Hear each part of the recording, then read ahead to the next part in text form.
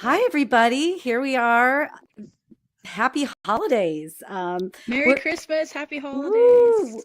woo. We are in Facebook Spaces, and I am here with Samantha and Olga, who are two amazing XR illustrators slash animators now.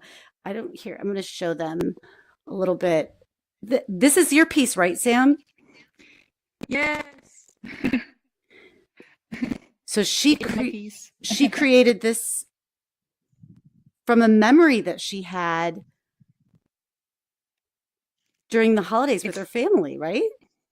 it's actually kind of a mishmash of memories Okay. because we've never actually spent Christmas in Canada in a trailer. It's not really the best thing to do. It's pretty cold out, so Excuse we me. have a winter chalet, so we usually go to that every Christmas. So Oh, okay. Is that what you do too? Because Olga, you're also in Canada, right? No, I spent it in summer. I like it. Oh, okay. Samantha, you don't like okay. what? So No Christmas in Canada? Oh, I know, I right? mean, it's if you want to go camping, camping in winters is not usually the no. most warmest. Right. So anyway, so we were I've you've met Samantha before. She's been in Facebook Spaces with me, and she had a chalet. You did the chalet one, right? The Yes. chalet in Quill. And I saw this piece that she was working on. I loved your live stream that you did. And I know you've been hard at work. Both of you have actually been really hard at work. You both put in for a Magic Leap independent creator Yes. program together. That was cool. Did. Girl Yeah. power. Yeah. Woo. I mean, As a we team. live in the same city. We're very passionate about XR, VR, AR. So we're like, why not? We have nothing to lose, and we're artists. We can make great stuff for it. And I mean, developers need us. Like, they need creators to do stuff. Absolutely. Like, I mean, I could just think in the back of my mind, I'm like, okay, this is so for brands. They could create an amazing piece for the holidays. Like, no more just throw on a Santa hat on your profile image. I mean, create a 360 Facebook background with an animation of your product. You know, it's so cool. I love it. Okay, Yeah. so tell me a little bit about. We'll start with Samantha. Since we're in your art piece, tell me a little bit about how you created this, what tools you used, and then we'll go from there. So I really love using Quill, and I was actually, when I was in Los Angeles and San Francisco in November. Yes. So when I was there, I met Goro at a convention. I met the Quill team, and then I also was doing demos for Tvori, which is an animation prototype storytelling VDR program. Oh, okay. It came out about 2 years ago. Like, they've been creating it since about 2 years, and they had a little booth at this expo, and they're like, "Hey, we need some artists to do some demos for us." So I've been working a little bit in the Tvori program, and so I did like a demo with my Japanese city that I did in it. So when the Christmas Tvori time contest came out, I was like, oh yes, another excuse to use Tvori again. So the main thing is that I wanted to create a piece in Quill, but then animate it into Tvori. Because most people draw in Quill and animate in Quill. So I wanted to test another VR program to see if it could just do a different approach of it. Right. So what was that like using two tools versus just staying in Quill? So most of the time when I do these things, like I've done, if you've heard of VR, that's another animation program. I learned about it from you, I think.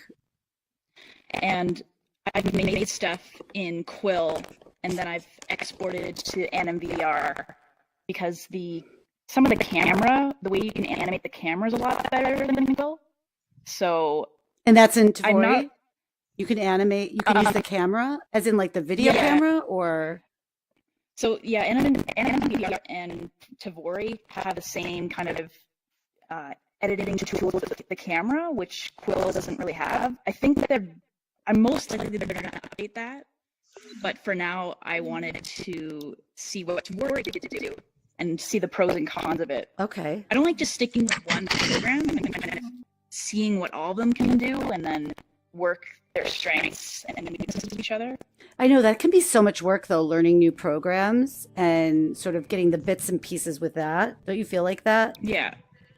I mean, obviously, I always kind of lean back to Quill because it's very much like YouTube for me. Mm-hmm. And I think Olga can agree that she loves using Tilt Brush. She uses other stuff, but Tilt Brush is her. I saw that on your the main page. thing, right? Yeah. Yeah. With Samantha, she's using Quill, and I'm using Tilt Brush. And my Christmas piece, I made it in Brush. And together with Samantha, we animated it in Tvori. I didn't think about putting it in 360, but it's possible. Here, let's show the video. So you guys it'll come, so this one's yours. This is like Here it is. Oh, yeah, that was multiple layers. Oh, is that it? I'm just stuffy, yeah. Oh. It's my kids.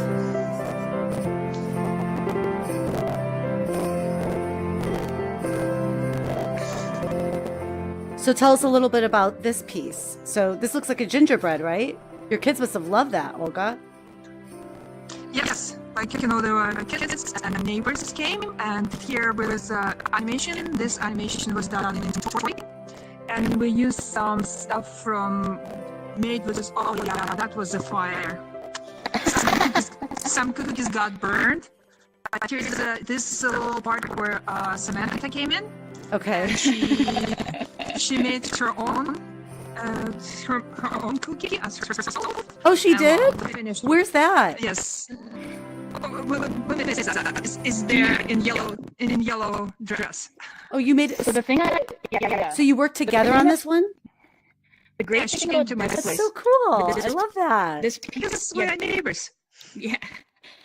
So the great thing about this piece, what I loved is that everybody had a little, So it was like, collaborative. It was Olga. It was very collaborative, and kids were working on it, and then I got to work on it, and then I helped Olga with some animation in it. So it was just a very nice, and then she actually made gingerbread. Unbelievable. That was the whole party, yeah. Okay. So let me just go to this piece again. So with the piece that you had, do you have any pictures of it? Like other pictures? I wonder, because I like when you created your piece. So I know with Samantha. Who are you talking about? Oh, sorry. Me So or Olga? Olga, when you created your Yes. piece, did you also create it from a memory? Absolutely. Ginger people, yes, I created it from Ginger Village. I created a couple of ginger houses, Okay. and started with myself as a ginger person, and my friend came, and he did his ginger selfie, and then another friend came and did it. That's Her so ginger cool. person.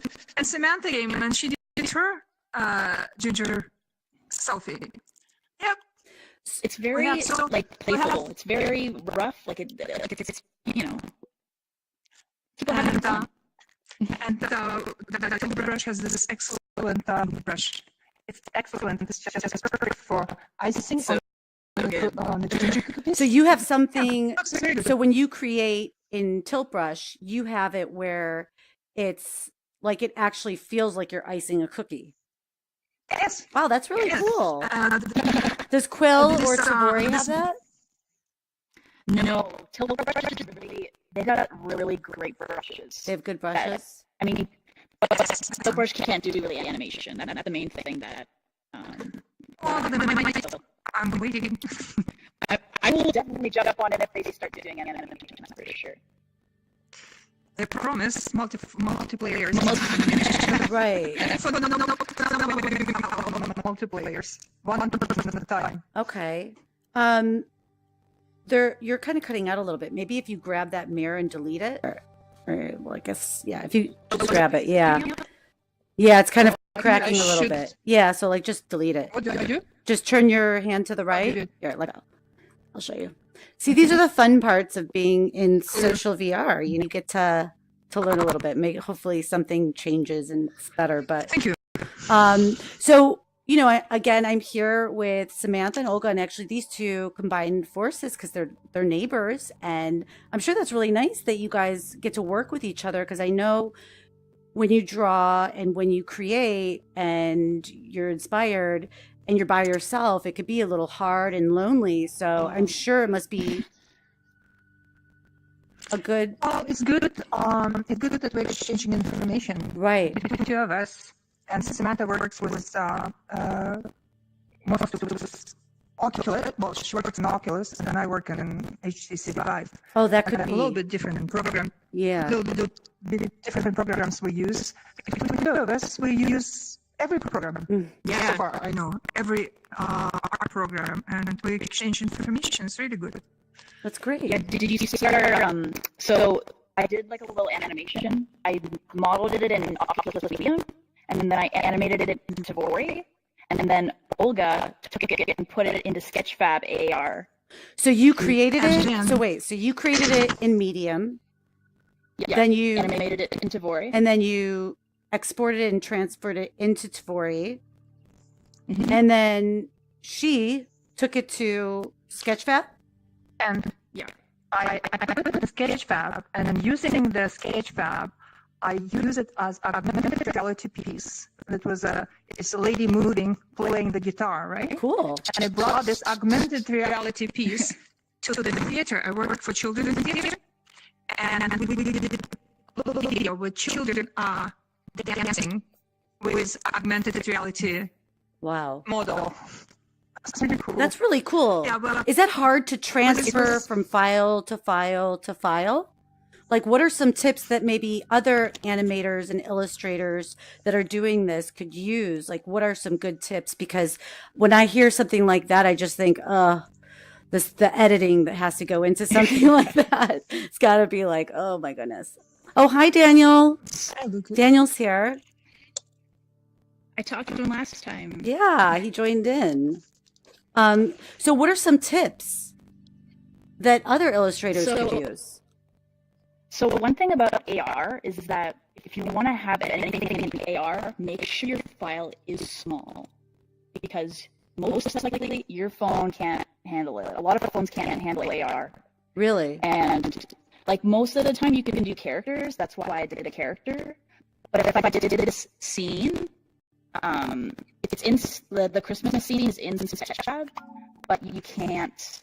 The file is like 200 megabytes. It's insane. Wow, that is a lot. Daniel says hi. And hi guys. Hi guys.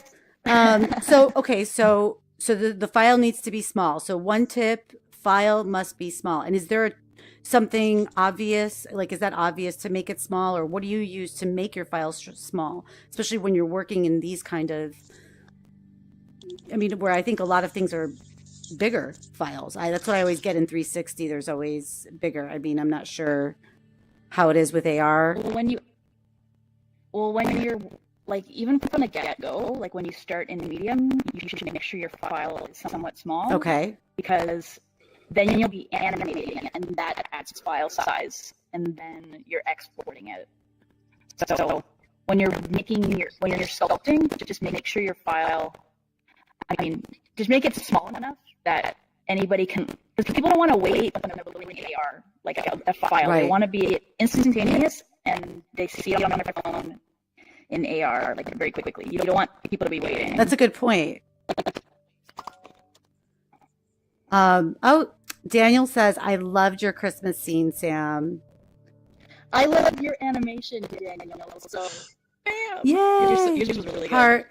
Send us some hearts. And thank you for posting your processes too, Daniel. It was really interesting to see, because there's little things with these programs. There's a lot of hurdles you have to go to figure out stuff. But that's kind of the fun part of it. So For sure. So what is like a second tip that maybe new artists who are not in VR or animation, like what are some other tips with these types of not just collaborations, but these types of creations? Do you, Well, they have to think. yeah, you can go. They have to think 3D. That's the first thing that new artists have to think immediately. It's not flat. right. It's all 360. It's 3D. Absolutely. Make your whatever you do, go around your creation, look for the side, turn it upside down, and make sure that remember that people will go around as well. That's a great. Okay, so that's true. Like, how did you two start in this world? I mean, as I know how it is, but you know, it could be sort of you're kind of creating your own guides in some point because it's so new, and so I mean, it's not new because there's other people that have built the bricks for us, but Yeah, Olga's more experienced. Well, I have almost 3 years. I'm a virtual reality. Wow. I'm a professional artist. that's great. Yes. Yes, since Tilt Brush came on the market, I was hired by Google to present Tilt Brush in Toronto in Canada. And I'm sculptor, a designer of theater stage. You know, I work three-dimensional and I do illustrations. I came from this background. Wow. I think three-dimensional, but traditional. That's why I like Tilt Brush the most. It feels like traditional painting and sculpture. Interesting. Samantha came from illustration Right. and new art. yeah, and just to add on, I've been to I go to Olga's house all the time, and she has lots of paintings in her house and sculptures of head busts. And We need a 360 of that. yeah, she did one head bust of a life drawing model that was my favorite life drawing model when I was going to school. I was like, what? Oh my gosh. My favorite. It just happened that That's awesome. It's meant to be us connected. Yeah, Unbelievable. I couldn't believe it. You're like, that's it. This is my partner in crime, my VR partner in crime, VR, AR, XR. Yeah. Now we're a team, Sam and Olga, or Olga and Sam. Ooh, I could think of a lot of ideas for that. So what, like, you know, besides those few tips, like what would you suggest people that are new coming into the industry? What would you suggest they start doing? I guess you could say, like, is there something they can read about it? Because, or not just read about it, but maybe somewhere they can learn more. I mean, you posted something from Google, some Google document that had some tips on, right? Just today. Yeah. What was that about? So I'm learning a lot of different things in regards to making 360 images and videos and trying to get around how looking 3D files, because I come from illustration, I don't come from animation, 3D animation in the background. So every day I'm kind of learning a little bit more of how just the 3D world works. Right. And especially if you want to do something like 360 images or 360 video, you have to inject. This is kind of getting a little technical, but in order for your photo to be known as a 360, or video has to be known as a 360 video, you have to inject metadata. Inject metadata. So, and that's what interesting. That's what that link talks about. Okay, that's a great tip. So basically, when you're looking at a 360 image or video, it's basically a sphere that has an image that's wrapped around it, and then you unwrap it, and it's you need to have it becomes an equirectilinear image. It's a very technical term. Okay, but you have to basically inject data into it so that it knows it's a 360. Otherwise, it looks really warped. and Facebook and YouTube won't recognize it, Interesting. that it's a 360 image. The guy yesterday would have a better explanation. Right.